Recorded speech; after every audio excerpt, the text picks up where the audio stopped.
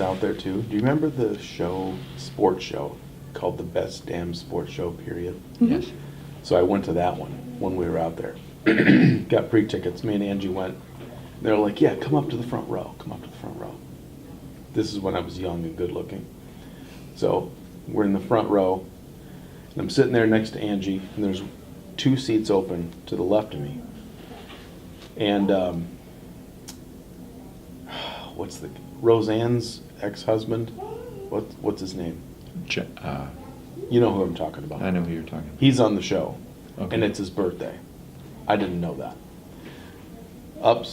Sits next to me is Mike Tyson, You know. who's friends with him. So I look over and I'm like, this is Mike Tyson sitting next to me. I'm like, I'm obviously in Hollywood. Where I was, he goes, how you doing? You're like, He was surprising, his name's escaping me. But he was surprising him on his birthday, which was pretty cool. So Huh. that was one of my brushes with fame down Yes, there. yes. When I'm just sitting at a show and Mike Tyson sits Well, you next to know. you. or when you sit down and Scott Allen's is not next to you. It's like, oh my gosh. Yeah, are we cool in frame here? You're Okay. funny. Well, a little more informal, but I'm Aaron. This is Representative Scott Allen, a man of Medina Roddy from the school district. We're going to talk a little bit about the midterms. So why don't we just dive right in? We've had some polls come out recently, especially with the governor's race. Let's start with that. Get a little tighter. What do you think the outcome's going to be, or what do you think? Can we trust the polls? Those two things. We'll start with you, Representative. Well, you can't trust the polls. You can never trust the polls. They all start with a faulty assumption. If the election were held today, Right. well, the election's not held today. That's why we have a campaign. That's why we have a definite date when the election's held, so that people can plan and they can organize their campaigns. So I don't think we've seen everything that we're going to see over the next several weeks, and that's where decision time comes in. People are, don't make up their mind to who they're going to vote for until the last week, sometimes the last hour before they go into the polls and make that selection. So you can't trust the polls. So early voting or absentee voting starts October 22nd. Can we trust polls after that? No? No, still can't. Like I said, I've had people call me on the eve of the election asking me questions. Yeah, I I agree. Actually, I had someone call me, I remember the morning of the election when I ran for alderman, asking me about social problems Yeah. or social issues that, one, I wouldn't never be voting on. But yeah, they called me the morning of. The morning. What do you think? It's the exact same. Minds change. Within the campaign time, I think a candidate can truly show their character on whatever comes at them. And as Scott said here, you don't know that until the end of the race. And so I too, I agree. We're not going to know until election night. Interesting. What do you think about the AG race? You think Brad Schimmel is a pretty safe bet? I do, yes. He has a very strong proven record in our state. He, along with his team, have done some good work, and they've got clear plans as to how they want to continue with that. I think the key I heard the other night from Brad Schimmel himself, he said if somebody's not sure who they're going to vote for in the AG race, he said just tell them to ask their local police chief, ask their local sheriff, ask their local district attorney, ask their opinions as to who they should vote for if they're not sure. And he says, if that's the case, he says, I will win in a landslide, because he has the overwhelming endorsement of most sheriffs, police chiefs, and attorneys general across this, or district attorneys across the state. Yeah, I think that's a good point. I think having that buy-in from the local aspect makes a lot of difference. But I remember going to one of his campaign events before I'd even met him, at Merrill Hills Golf Club. And he's just a very genuine, compelling person. And I think that's a good attribute to have in that position. So for a minute here, let's talk about the Senate race with Senator Leah Vukmir and Tammy Baldwin, which hasn't had the quite tightening of the polls, so to speak. But what do you think, what's going to happen there? Let's start with you, Amanda. What do I think is going to happen with Leah and Tammy? Well, I've had the opportunity to meet and talk with both. On a personal level, they're both very lovely women. They, on a personal level, they care and they're willing to put themselves out there for us. Leah. That's a good political answer, by the way. Thank you. Well, I do. I mean, I have, like I said, I've had the opportunity to meet them both and Well, to talk that's good. and to sit in That's both good. their offices because on various topics, I've needed to reach out to both of them. So I've had that opportunity.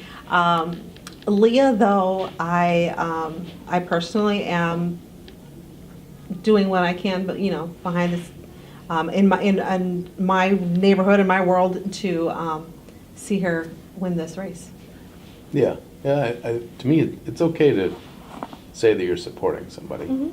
I have a feeling Scott's going to Doesn't mean I tell us that always in just a second. agree Well, yeah. with everything, but We still work with people. I've seen what she's done here at the local level, and her track record and what she's willing to go Sure. through and willing to do on behalf of the rest of us, and that's why I choose and am working and hoping to see her to win this. But again, same thing. We're not going to know clearly until. To me, that's one I think, I usually trust polls, but that's the one race I think is going to get a lot tighter come election night than what we're seeing now. Yeah, I think you're right. We're down to the last stretch, the home stretch, which Yeah. is where a lot of candidates, plan their campaign and their communication strategy, anticipating when that election is, anticipating when early voting is going to happen. And there's a lot of people out there still right now that don't know Leah Vukmir. They've heard the name Tammy Baldwin. They don't really know Tammy Baldwin because she really hasn't made herself present in the state of Wisconsin. Good point. But they've heard the name. So they're familiar with that. And so right now, I think in the polls, they're identifying with the familiar name.